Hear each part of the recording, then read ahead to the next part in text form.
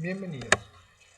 Eh, Soy Maximiliano Brigante, profesor responsable de la Cátedra de Química General e Inorgánica para alumnos de Ciencias Biológicas de la Universidad Nacional del Sur. Esta es una materia correspondiente al primer año de la carrera y en esta oportunidad vamos a hablar un poco del segundo estado de agregación de la materia, que es el estado líquido, y dentro de esta misma unidad también vamos a ver un poco, hacer un repaso breve del estado sólido. En cuanto al estado líquido, hay muchas cosas que se diferencian del estado gaseoso que hemos visto en la unidad pasada, principalmente que no tiene la particularidad de comprimirse al aplicar una presión ni de expandirse al aplicar una temperatura. Eso solo sucedía en el estado gaseoso. De hecho, otra de las particularidades que tenía el estado gaseoso es que podía, independientemente de la masa de gas que uno agregara, el gas iba a tratar de ocupar todo el recipiente que lo contenía. En cambio, el estado líquido no, uno tiene que llenar una botella entera para que el estado líquido adquiera la forma del recipiente que lo contiene, si no, no tiene forma, a diferencia del estado gaseoso. Y otra de las propiedades que es muy importante, que en el estado gaseoso ya habíamos visto que las fuerzas intermoleculares entre las moléculas eran muy débiles. De hecho, las leyes fueron descritas asumiendo que no existían fuerzas intermoleculares. En este caso, en estado líquido uno no las puede despreciar. En este caso están en juego o entran en juego las fuerzas intermoleculares, porque si no uno no podría explicar por qué el aceite no es miscible con el agua. Tiene que haber algo que explique en términos de fuerzas intermoleculares por qué no se mezcla el agua en el aceite. Eso ya lo hemos visto cuando hemos repasado fuerzas intermoleculares. Sin embargo, el estado líquido tiene la particularidad de tener propiedades que obviamente no tiene ni el estado gaseoso ni el estado sólido. Uno de ellos es la tensión superficial. Si bien los líquidos no tienen forma, uno puede decir, pero yo riego lavo el auto, o mi mamá riega las flores y sobre las hojas se ven gotitas de agua. Es decir, que el agua tiene forma esférica. En realidad tiene forma esférica, pero es por un efecto del propio líquido que se denomina tensión superficial. La tensión superficial se puede explicar de esta manera. Pónganse que yo tengo un vaso de agua, o si no un lago o una pileta, y uno se va al interior del líquido. Esa molécula, que debería ser el agua, interacciona con esta molécula de agua, con esta, por medio de interacciones de puente hidrógeno. Sabemos que el agua, con otras moléculas de agua, interaccionan por medio de puente hidrógeno.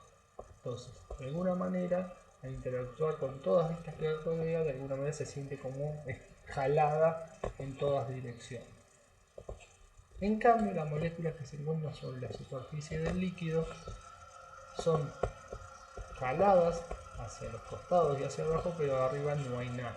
Entonces, sobre esta superficie se genera como una superficie elástica, que es lo que hace que, por ejemplo, los mosquitos caminen en el agua como si fuera Jesucristo caminando por arriba del agua. En realidad caminan, obviamente, por el peso del mosquito, no tanto como yo si quisiera caminar por arriba del agua, y porque el agua genera como una cama elástica. Entonces, ¿qué es la tensión superficial? La energía necesaria para estirar o aumentar por unidad de área esa superficie elástica. ¿Qué sucede con el capó del auto o en las hojas? Como no hay afinidad entre el agua y la pintura del auto o las hojas, por efecto de tensión superficial el agua forma una gota esférica. Entonces por eso tiene la forma de gota, pero es por el efecto de esta tensión superficial que genera el agua. Esa tensión superficial para cualquier líquido es más importante a medida que aumenta la magnitud de las fuerzas intermoleculares. Es decir, que cuando más intensas sean esas fuerzas intermoleculares, mayor va a ser la tensión superficial. Ese efecto de tensión superficial también explica el segundo fenómeno, que es el efecto de capilaridad, que como ustedes saben es el ascenso de un líquido a través de un tubo, de un tubito, ¿sí? Y como, no sé, si ponemos un sorbete en un vaso de agua, vemos que en el interior del líquido el nivel está muy por encima que en el nivel de agua en el que está en el vaso. Y eso es un efecto de ascenso del líquido por el fenómeno de capilaridad. A nivel molecular, dentro de este sorbete hay dos tipos de fuerzas: las fuerzas de adhesión y las fuerzas de cohesión. ¿Qué son las fuerzas de adhesión? Las fuerzas que operan en la interacción entre las moléculas del líquido y la pared del sorbete, y las fuerzas de cohesión, las que existen entre las moléculas del líquido, es decir, las fuerzas intermoleculares que hay entre las moléculas del líquido. Si esas fuerzas de adhesión son mayores que las de cohesión, que es lo que sucede con las bebidas en base de agua, el líquido va a ascender por efecto de la tensión superficial. Entonces dentro del tubito el nivel va a ser mucho mayor que lo que hay en el vaso, y cuando el diámetro del sorbete es más finito, ese ascenso va a ser mucho mayor porque eso aumenta las fuerzas de adhesión. Sin embargo, en un líquido metálico como el mercurio, las fuerzas de cohesión, es decir, las fuerzas que operan entre las moléculas de mercurio, es mucho más intensa que las que puede existir entre el mercurio y la pared del sorbete. Entonces lo que sucede es todo el efecto contrario, es una depresión, y entonces el nivel dentro del sorbete va a estar más abajo que en el nivel del vaso lleno de mercurio, ¿sí? Ese efecto de capilaridad obviamente también depende de la magnitud de las fuerzas intermoleculares, como sucede en este caso, porque ahí va a variar si las fuerzas de adhesión son mayores que las de cohesión o viceversa. Y el otro efecto que tiene el estado líquido y lo tienen los otros estados de agregación es el efecto de viscosidad, que es la resistencia de ese líquido a fluir. Entonces uno compara el agua y el aceite, uno ve que el aceite es mucho más viscoso. ¿Por qué es mucho más viscoso? Porque la intensidad o la intensidad de esas fuerzas intermoleculares que operan entre las moléculas de aceite es mucho más grande. Ahora ustedes me van a decir, pero el aceite es una molécula no polar, es un hidrocarburo. Y acuérdense que esas fuerzas de dispersión de London aumentan considerablemente cuando aumenta la masa molecular. Entonces estamos comparando una molécula muy chica, que es el agua, con una molécula mucho más grande, con un peso molecular extremadamente más grande, que es el del aceite. Entonces, a pesar de que el agua tiene puente hidrógeno, comparándolo con una molécula mucho más grande que el aceite, obviamente las fuerzas intermoleculares de London en esa molécula de aceite superan en intensidad al puente hidrógeno que puede generar el agua. Pero para moléculas de tamaño o peso o masa molares similares, obviamente la viscosidad depende mucho de la intensidad de las fuerzas intermoleculares. Cuando más intensas sean, más viscoso va a ser. En el caso de la viscosidad, con su dependencia con la temperatura, disminuye. Obviamente uno, si calienta el aceite va a tender a fluir mucho más fácil que si están en temperatura ambiente. El estado líquido, de alguna manera, es un estado de transición entre el estado gaseoso y el estado sólido. Si yo quiero pasar del estado líquido al estado gaseoso, tengo que vaporizar, es decir, entregar energía al líquido para poder vaporizar. Es decir, entregar energía implica, no sé, calentar para poder pasar del estado líquido al estado gaseoso. Todo lo contrario, si yo quiero pasar del gas al estado líquido, tengo que condensar. Entonces en ese caso se libera energía. El enfriamiento o la licuación en realidad es una reacción que libera energía. Lo mismo sucede entre el estado líquido y el estado sólido. Si yo lo quiero fundir al sólido, tengo que entregar energía para pasarlo del estado sólido al estado líquido. Todo lo contrario, si yo quiero congelar al líquido y pasarlo al estado se libera energía. Obviamente, cuando el número de moléculas que pasan del estado líquido al gaseoso se iguala con el número de moléculas que pasan del estado gaseoso al estado líquido, se establece un equilibrio químico. Lo mismo sucede entre el líquido y el sólido. Y lo mismo sucede entre el estado gaseoso y sólido, donde los procesos que operan son la sublimación. Si yo quiero pasar del estado sólido al gaseoso, ahí tendría que entregar energía, mientras que para pasar del estado gaseoso al estado sólido se libera energía. Ese proceso se denomina deposición. Entonces, tenemos tres tipos de equilibrio: equilibrio líquido-gas, líquido-sólido y sólido-gaseoso. Entonces vamos a ir viendo detalladamente, en algunos más detallados, en otros menos, qué tipo de procesos se someten a este tipo de equilibrio. En el caso del equilibrio líquido-gaseoso, obviamente tenemos el efecto o el fenómeno de la presión de vapor.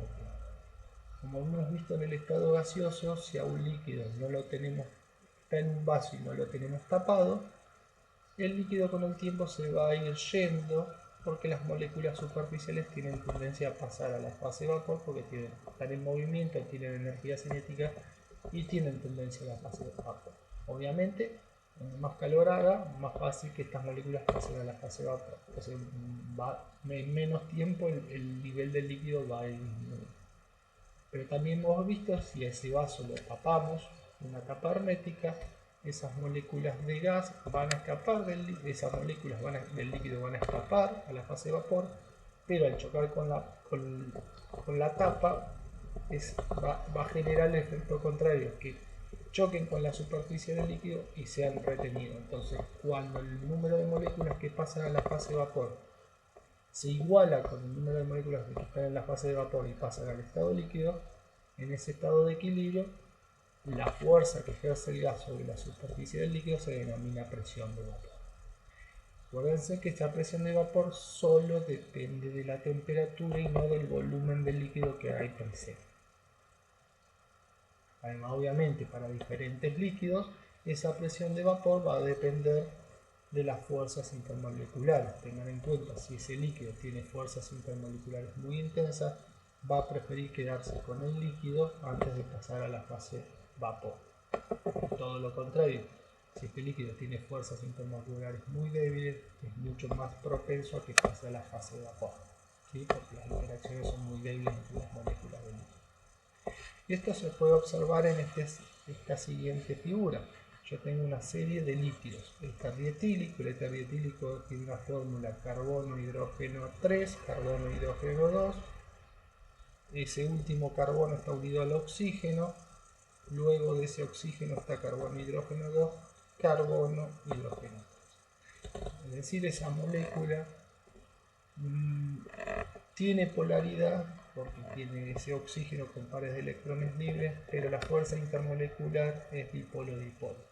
En cambio, el alcohol etílico, que es el etanol, el agua o el etilenglicol, generan puente hidrógeno. Este etilenglicol tiene tres grupos oxidrilos, entonces genera un puente hidrógeno mucho más intenso que el que puede generar el agua y que el que puede generar el etanol. Por lo tanto, las fuerzas intermoleculares acá son mucho más intensas. Y eso se ve traducido en cómo varía la presión de vapor en función de la temperatura. Si uno se pone una temperatura fija, por ejemplo 20 grados centígrados, vemos que el éter dietílico, al tener sus fuerzas intermoleculares mucho más débiles, pasa a la fase de vapor mucho más fácil. Entonces la presión de vapor acá va a ser mucho mayor. Obviamente le sigue el que tiene menos fuerzas intermoleculares, luego el que tiene más fuerzas intermoleculares, después el que las tiene más intensas y por último el etilenglicol. ¿Se entiende? Entonces es a lo que iba. Cuando más intensas son las fuerzas intermoleculares, menos tendencia tiene a pasar a la fase de vapor y por lo tanto su presión de vapor es mucho más chica. Uno aumenta la temperatura y obviamente la presión de vapor, independientemente cuál sea el líquido, obviamente va a aumentar. ¿Por qué? Porque al aumentar la temperatura aumenta la energía cinética y las moléculas tienen mayor tendencia a pasar a la fase de vapor. Una les va a costar más, otras no les va a costar más. Ahora bien, cuando la presión de vapor de ese líquido llega a la presión atmosférica, ahí recién el líquido empieza a hervir. Una cosa es hervir y otra cosa es evaporarse. Evaporarse se evapora a cualquier temperatura, pero hervir solo sucede ese proceso cuando la presión de vapor de ese líquido coincide con la presión atmosférica. Si más o menos uno asume que la presión atmosférica es 760 milímetros de mercurio o una atmósfera, en el caso del éter dietílico, el líquido empieza a hervir a los 35 grados, en el caso del etanol a los 78 y en el caso del agua a los 100. ¿Sí? ¿Se entiende? En esas condiciones el líquido, o sea, cuando uno habla del punto de ebullición de un líquido es cuando la presión de vapor de ese líquido se iguala con la presión atmosférica. A presión de atmósfera el agua hierve a 100, pero si yo me voy a la montaña, la presión de vapor, la presión atmosférica deja de ser una atmósfera, es mucho más chica. Entonces, eso hace que la presión en vez de 760 esté a 700. Si uno va a 700, el agua va a hervir a una temperatura mucho menor.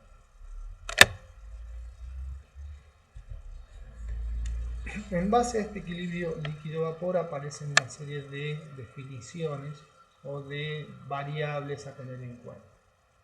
Una de ellas es el calor de vaporización, que es la energía necesaria para evaporar un mol de moléculas de un líquido y pasarlas al estado de vapor.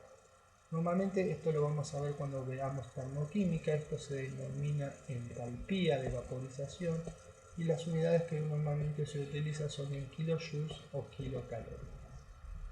Entonces, obviamente va a depender de la intensidad de las fuerzas intermoleculares. Cuando más intensas, mayor es la energía que tengo que entregar para pasar de un estado líquido al estado de vapor, por lo tanto esta entalpía de vaporización va a ser más grande.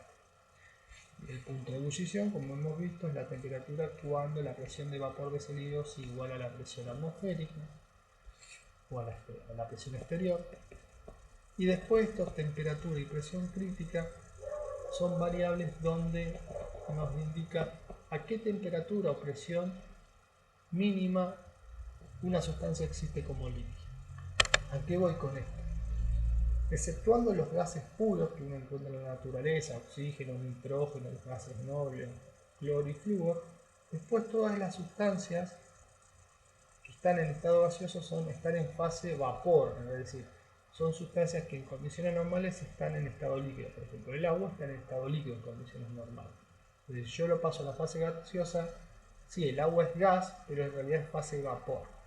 Lo que va con estos valores de temperatura y presión crítica son condiciones muy extremas donde, superados estos valores, ya el agua o cualquier sustancia que no era gas ya tiene las mismas condiciones que un gas normal. Es decir, el agua, ustedes dicen, bueno, el agua, el punto de ebullición es 100 grados a una atmósfera. Pero bueno, la temperatura crítica y la presión crítica del agua es de tal valor que superado ese valor ya el agua se considera no como vapor sino como gas, como si fuera igual que el oxígeno o el nitrógeno.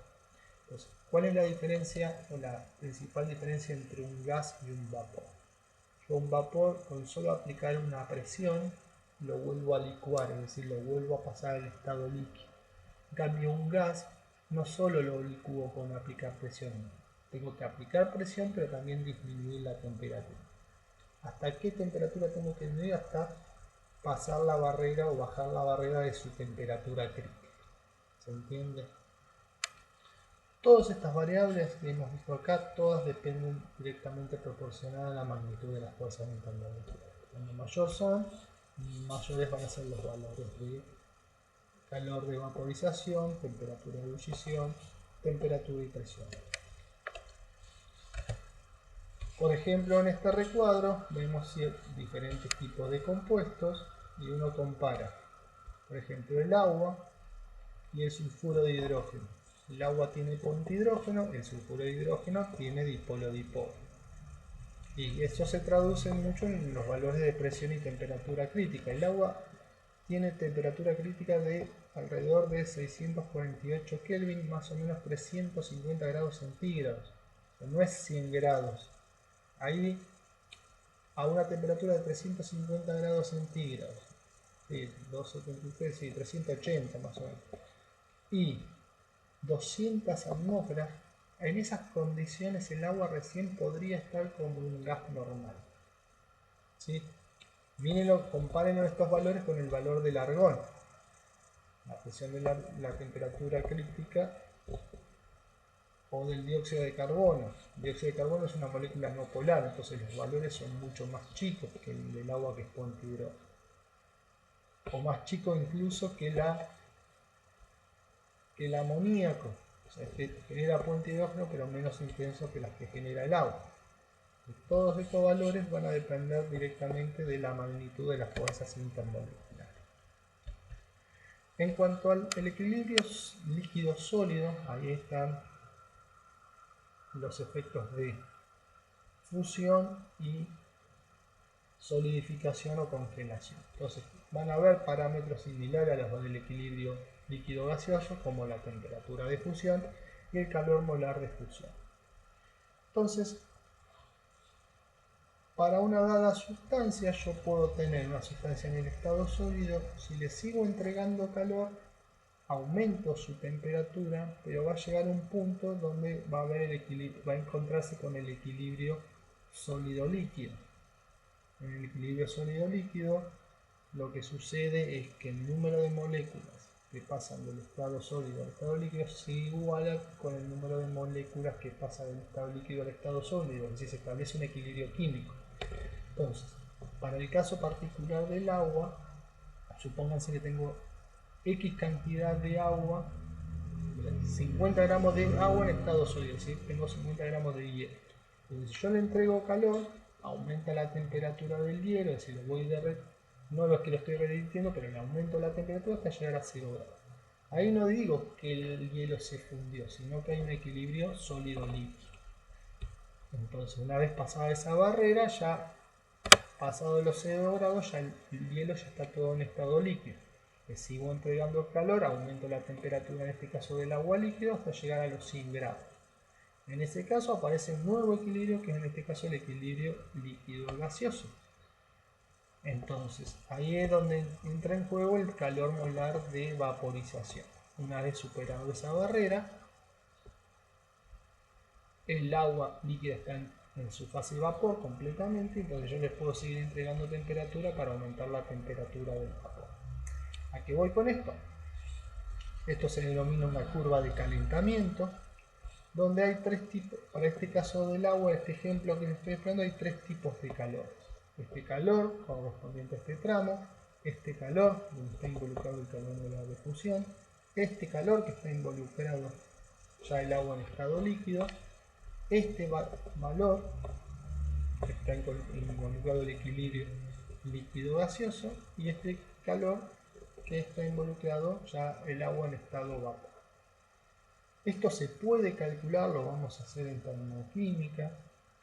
Y se utiliza esta fórmula donde Q, que es el calor, es igual a la masa, en este caso la masa que utilicé del compuesto, por una constante que se denomina calor específico, por el diferencial de la temperatura.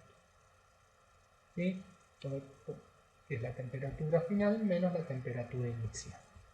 Por ejemplo, si yo quisiera calcular el calor con respecto a este tramo, yo diría, si son 50 gramos de hielo, sería 50 por una constante que solo tienen en sus tablas, que es un calor específico propio de cada sustancia, por 0, que es la temperatura final, menos 40. O sea que el delta T es 40. Entonces yo puedo calcular cuánto calor tuve que entregar a esos 50 gramos de hielo para pasar de menos 40 a 0. Y así podemos calcular todos los calores correspondientes a cada una de estas etapas. ¿Sí? Y obviamente, si uno quisiera calcular el calor global para pasar de menos 40 a 130, como se muestra acá, tengo que sumar todas estas etapas. Pero esto se los comento, pero lo vamos a hacer de modo matemático en la unidad de termoquímica.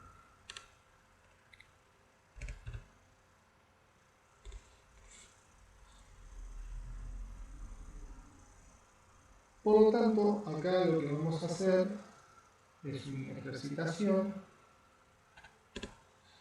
de un ejercicio dado para el estado líquido. Les pregunta, una muestra de 1,20 gramos de agua se inyecta en un recipiente de 5 litros a 65 grados centígrados. ¿Qué presión de vapor de agua se genera en el recipiente? ¿Y qué porcentaje de agua se evapora para generar tal presión de vapor? Entonces, les da el dato obviamente de la presión de vapor de agua a esa temperatura, que es 187,5 milímetros de mercurio.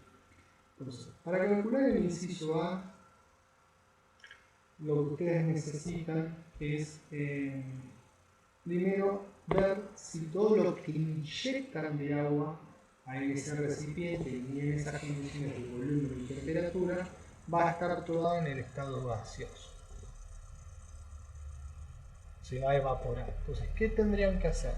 Asumir que estos 1,20 gramos, cuando lo inyectan, están en el estado gaseoso y calculen la presión. Entonces, a este 1,20 lo deberían dividir por el peso molecular del agua, es decir, 18, y ahí obtienen el valor de N. Entonces, aplican la fórmula de ley de gases ideales, ¿sí?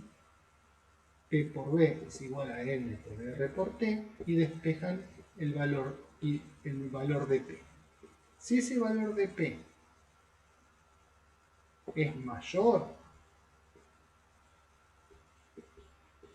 a 187,5 de mercurio, ¿qué quiere decir? Que no todo, o sea, al ser menor, ¿sí? Al ser mayor el valor que ustedes calcularon, quiere decir que yo lo que inyecté no está todo en fase vapor. Porque para que esté todo esto en fase vapor, tendría que tener la presión que ustedes calculan utilizando la ley de gases ideal. Entonces, todo lo contrario, si el valor que ustedes calculan es menor al valor de la presión de vapor de agua, quiere decir que todo lo que inyectaron se evaporó todo. ¿Sí? Porque acuérdense que la presión de vapor de agua solo depende de la temperatura y no del volumen del recipiente. Entonces, primero tendría que calcular si o determinar cuál es la presión de vapor. Primero tendrían que averiguar si el gas que ustedes inyectan, si el agua que ustedes inyectan se evapora. Para eso tendrían que primero asumir que estos 1,20 gramos es gaseoso. Calculan la presión utilizando la ley de gases ideales y calculan esa presión. Si esa presión es mayor a 187,5 milímetros de mercurio, quiere decir que todo lo que inyectaron no se evapora, que una parte quedó en estado líquido. Entonces, si eso sucede, para contestar la presión del inciso A, el valor hubiese sido 187,5. Ahora bien, si lo que calculan tiene un valor de presión menor a 187,5, quiere decir que todo lo que inyectaron se evaporó y entonces la presión parcial sería la que ustedes calculan utilizando la ley de gases ideales. El inciso B les pide calcular qué porcentaje de agua se evaporará para originar tal valor de presión de vapor. Obviamente eso va a depender de lo que ustedes hayan obtenido en el inciso A. Asumiendo de que todo lo que inyectaron no se evaporó, quiere decir que la presión que calcularon por P por B en R por T tendría que ser su 100% de evaporación. Pero en realidad, si se evaporó la presión de vapor que hay dentro del recipiente 187,5, eso es directamente la proporción de agua que se va a evaporar. Entonces tendrían que calcular la presión. Si la presión que calcularon por la ley de gases ideales es el 100%, 187,5 X. Y ahí les va a dar el porcentaje de agua que se va.